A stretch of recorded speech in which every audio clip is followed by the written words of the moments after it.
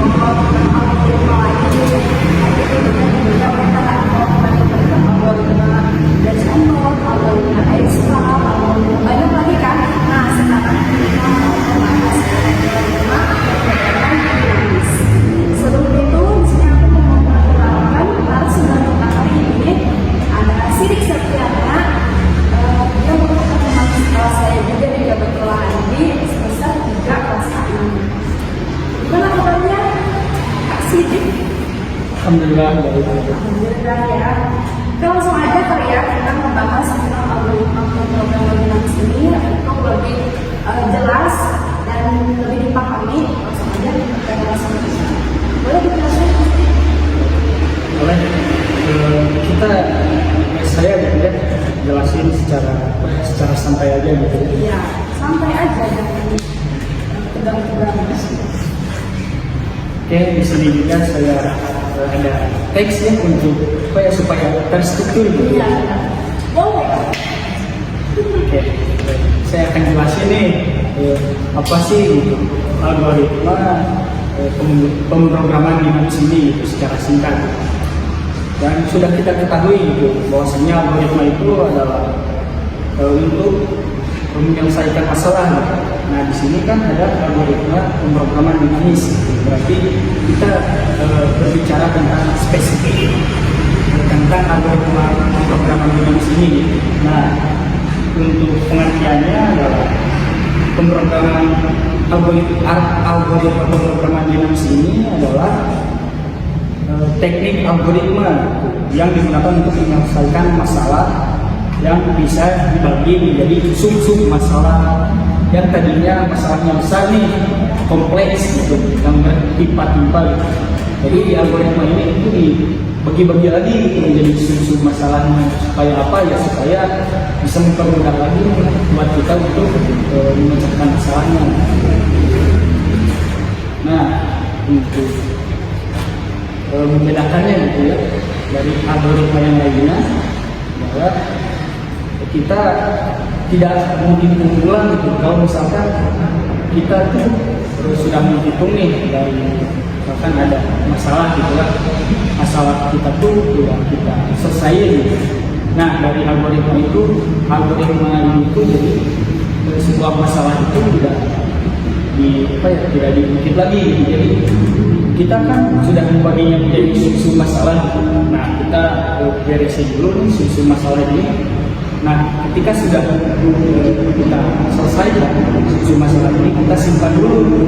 Nah kalau kita lagi kita bisa pakai lagi.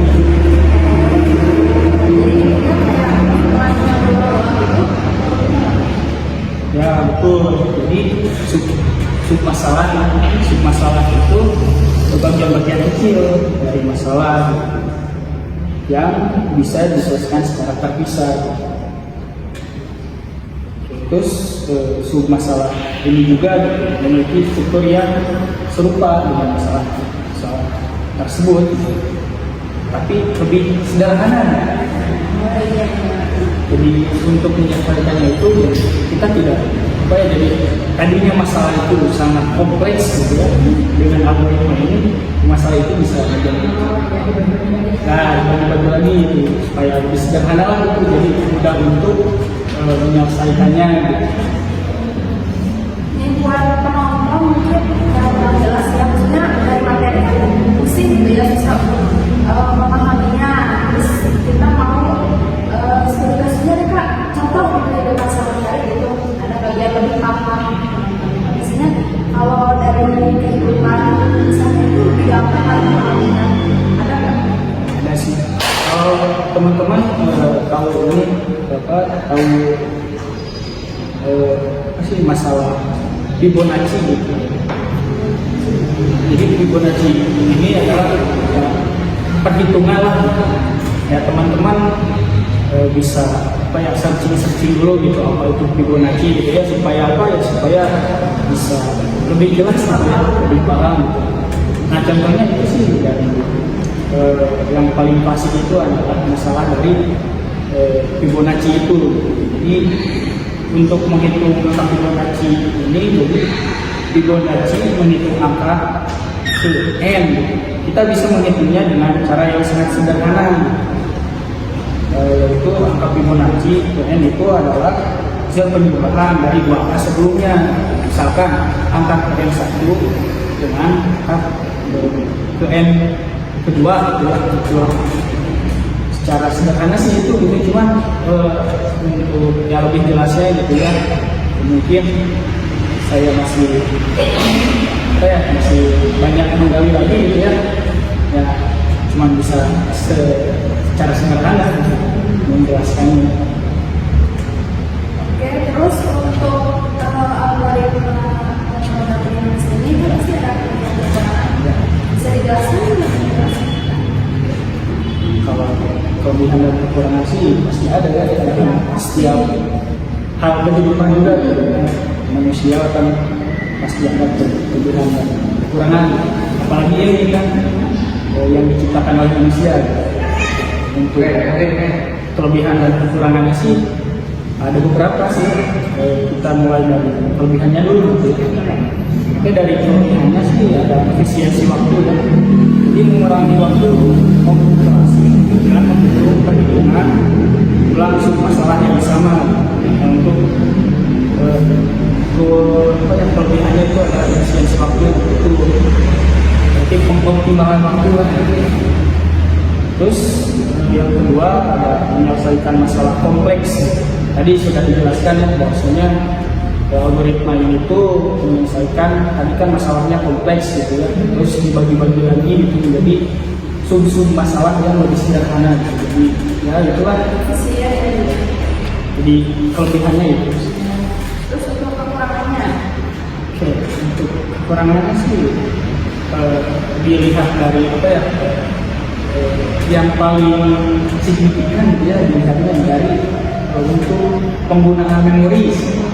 Jadi kan ini dibagi lagi menjadi sub-sub masalah ya. Seakan-akan memori yang dibutuhkan itu banyak. Ya itu sih yang lebih menonjolnya ya. Terus ada yang namanya kan algoritma ini tidak semuanya cocok digunakan. Itu sih, terus penyimpanan juga ya, maksudnya jadi yang paling signifikan tuh dari masalah penyimpanan ya kalau algoritma ini. Karena dibagi-bagi itu kan Iya. uangnya juga. Oke, itu jadi kekurangan sama kelebihannya. Iya. Terus untuk pengimplementasian satu algoritma itu gimana sih? Kalau pengimplementasian sih kalau di sehari-hari gitu ya. Tadi kan sudah saya sebutkan dari Fibonacci gitu ya. Dari Fibonacci kan bisa menggunakan Fibonacci. Terus hasil sub masalah disimpan dalam memori untuk menghindari perhitungan dia. Kalau contohnya sih nanti untuk editor ya, kalau ambilin aja gitu ya. Sisa disebutin Ya, ya. karena sisa disebutin gitu. Ya, terus ada beberapa sih ini implementasiannya. Terus ada message problem. Jadi menggunakan tabel DP7 untuk menghitung nilai maksimum yang dapat dimasukkan ke dalam message dengan kapasitas tertentu. Terus iterasi dari masalah kecil hingga masalah utama. Sama sih ini juga kalau misalkan berbicara contoh sih ada beberapa kata-kata yang mungkin saya sebutkan jadi pusing gitu ya, udah penjelasan ini udah rumit gitu ya, takutnya lebih pusing gitu. Ini nanti ambilin aja ya contohnya. Terus ini untuk implementasiannya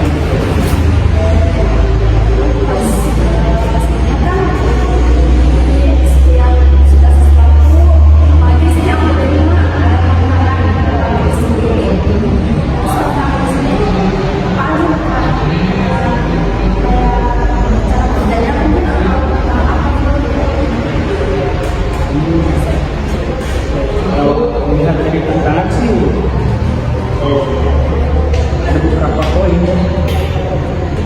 algoritma ini ya lumayan banyak lah. Saya akan coba sih rangkainya gitu ya. Ya mudah-mudahan teman-teman di rumah atau di mana saja gitu ya menonton video ini bisa mengerti lah gitu ya. Kalau anak-anak sendiri sih yang satu adalah menemukan masalah yang tumpang tindih. Tadi kan sudah dijelaskan bahwasanya algoritma ini menyelesaikan masalah yang kompleks gitu, terus dibagi-baginya gitu menjadi sub masalah. Nah tantangannya itu yang menjadi tantangan adalah yang menemukan sub masalah yang tumpang tindihnya itu gitu. Jadi gimana sih membagi sub masalahnya itu? Nah itu tantangan untuk apa ya menjalankan algoritma itu atau ya inilah gitu. Terus tantangan yang kedua adalah penyimpanan dan struktur datanya, menulis struktur data yang sesuai untuk menyimpan hasil masalah yang itu bisa rumit lah gitu karena lebih banyak. Terus untuk yang selanjutnya ada penggunaan memori yang tinggi gitu ya, yang tadi dibicarakan dari informasi lain. Terus menentukan kasus dasar dan transisi. Ini juga bisa menjadi tantangan gitu ya untuk apa ya saya gitu ya, terutama saya sih menjadi suatu apa ya suatu masalah tantangan sih yang bisa saya apa ya temukan gitu ya implementasi algoritma ini. Terus yang selanjutnya mencapai solusi optimal gitu. Jadi menjamin solusi optimal untuk masalah yang kompleks kadang sulit, terutama dalam mencari solusi yang efisien. Itu sih yang menjadi tantangan. Jadi apapun apa ya algoritma itu ada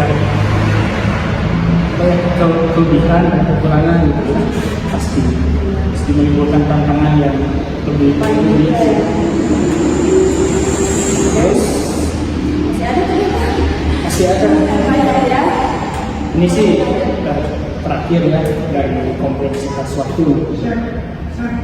Kompleksitas waktu ini ada masalah besar, kita membutuhkan waktu komputasi yang tinggi dan meskipun menggunakan pemrograman dinamis ya seperti itulah gitu. Dari banyaknya sub masalah itu jadi kompleksitas waktunya itu ya lebih membutuhkan waktu yang lebih lama gitu. Kemudian ada lagi? Sudah. Oke, terus kan kita udah membahas nih ada kelebihan, kekurangan, tantangan.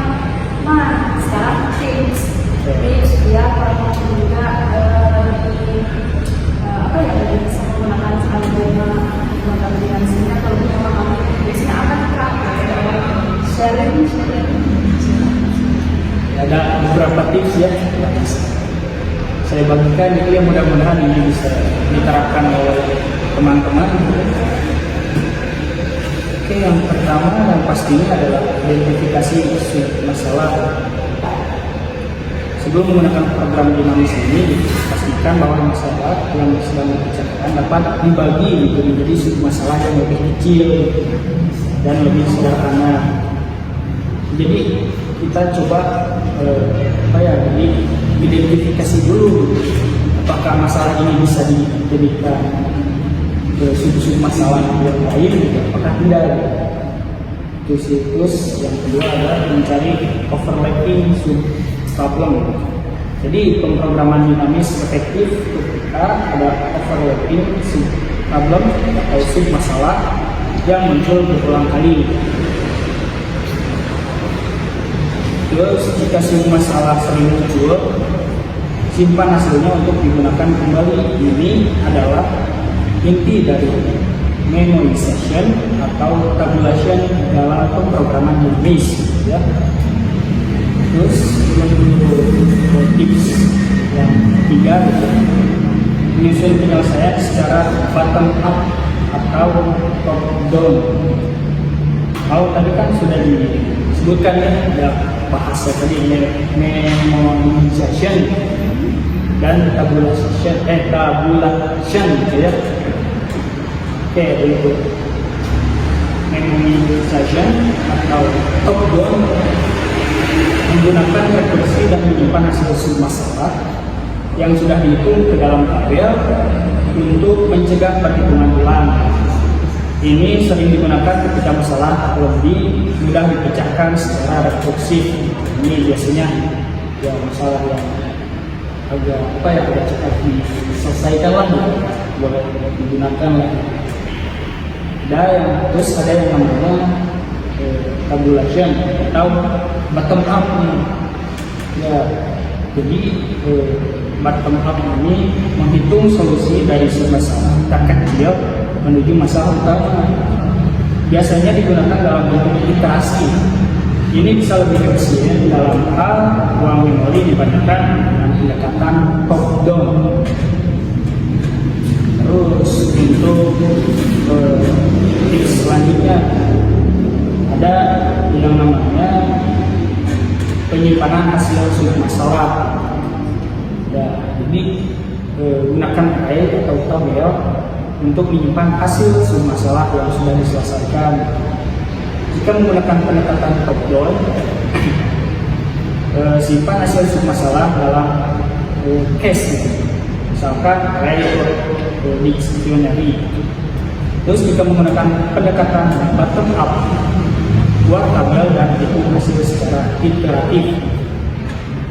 Nah, untuk teman-teman ya, kan di sini banyak sekali mungkin kata-kata yang baru gitu, untuk teman-teman bisa searching gitu. Misalkan apa sih itu literatur, apa sih itu dictionary gitu. Teman-teman bisa search aja ya, dikarenakan waktunya terbatas gitu. Itu jadi teman-teman sih gitu, yang cari gitu ya, mohon maaf. Kita lanjut untuk tips yang selanjutnya, fokus pada keputusan yang optimal. Jadi dalam banyak kasus, asal pemrograman dinamis melibatkan memilih keputusan yang optimal untuk setiap masalah.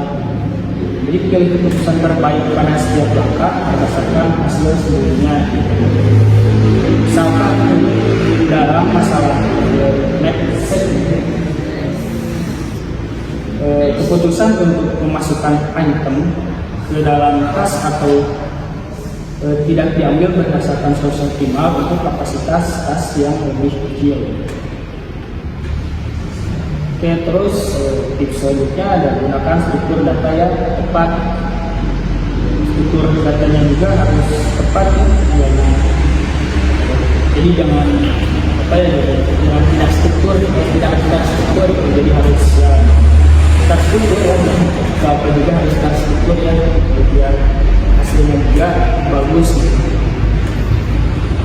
Terus ada langsung kita bisa mulai dengan kasus dasar. Oke, terus tips selanjutnya perhatikan kompleksitas waktu dan ruang. Nah, salah satu utama dari pemrograman dinamis adalah mengurangi kompleksitas waktu dengan dan menghindari perhitungan ulang. Namun ini seringkali meningkatkan penggunaan memori. Ya, ini sih berbicara soal memori ya, sangat berdampak sih untuk penyimpangan gitu. Terus untuk tips yang selanjutnya ya, jadi masalah yang bisa diselesaikan dengan pemrograman dinamis. Jadi kita bicara soal contoh, dicontohkan masalah tadi set ya. Jadi temukan item mana yang harus dipilih agar nilai totalnya maksimal tanpa melebihi kapasitas tasnya. Terus Fibonacci numbers. Jadi hitung angka Fibonacci yang ke-n dengan memanfaatkan hasil sebelumnya untuk menghindari perhitungan ulang. Terus shortest problem Misalnya algoritma white wall solve untuk menemukan jalur terpendek di antara semua pasangan titik di graf. Itu mungkin beberapa contoh ya masalah gitu yang bisa diselesaikan dengan pemrograman di sini. Ya teman-teman bisa searching lagi gitu ya, lebih mengeksplor lagi gitu. Karena yang mungkin saya lebih merangkum lagi gitu ya, lebih kayak mempersingkat lagi. Terus masih ada nih saya sangat banyak ya, mudah-mudahan ini membantu gitu ya. Untuk yang selanjutnya kita langsung saja kita bisa mempraktikkan dengan contoh sederhana. Misal mulailah dengan masalah sederhana seperti perhitungan angka Fibonacci untuk memahami alur pemrograman Linux. Terus setelah menguasai dasar-dasar, coba terapkan pada masalah yang lebih kompleks seperti mosek atau masalah pencocokan string. Jadi kita harus menguasai dasar-dasarnya dulu. Jadi kita harus langsung lanjut ke masalah yang lebih kompleks lah. Terus untuk pemrograman dinamis ini merupakan alat yang sangat kuat dan dengan latihan serta pemahaman yang mendalam tentang cara kerja teknik ini, kita bisa menyelesaikan banyak jenis masalah yang lebih efisien. Itu sih kalau misalkan tips-tips yang bisa saya berikan. Udah bilang pun, tapi masih tetap panjang. Tidak apa-apa ya, kalian bisa mengeksplor lagi karena bagian itu kan luas ya, bisa sedikit lagi, sumber dari situ, sumber lain juga. Mungkin kita juga menjelaskan secara singkatnya dan dasar apa? Yang masih dasar-dasarnya itu basic, nah nggak sampai jadi kalian harus tetap mengeksplor sumber yang lain juga. Dan mungkin intinya dari pemrograman dinamis ini untuk menyelesaikan masalah dibagi-bagi lagi ke sub masalah agar menghindari perhitungan berulang. Terus memori yang tadi dari memori harus banyak gitu ya, karena membutuhkan besar besar. Terus tidak hanya dalam masalah Fibonacci juga, kan tadi kita bahas Fibonacci gitu, tapi juga dalam berbagai jenis masalah lainnya seperti ada sektor, terus pencarian jalur terbanyak dan ini segala macam. Itu benar-benar luar biasa banget ya. Semoga teman-teman yang nonton itu paham ya apa yang dibicarakan oleh kami, khususnya narasumber untuk tentang pemrograman dinamis. Terima kasih ya kepada narasumber kita yang sudah meluangkan waktunya untuk berbicara tentang ini yang algoritma pemrograman dinamis. Sebenarnya kan kita ada gambaran untuk Sama-sama sih. Saya juga senang gitu ya bisa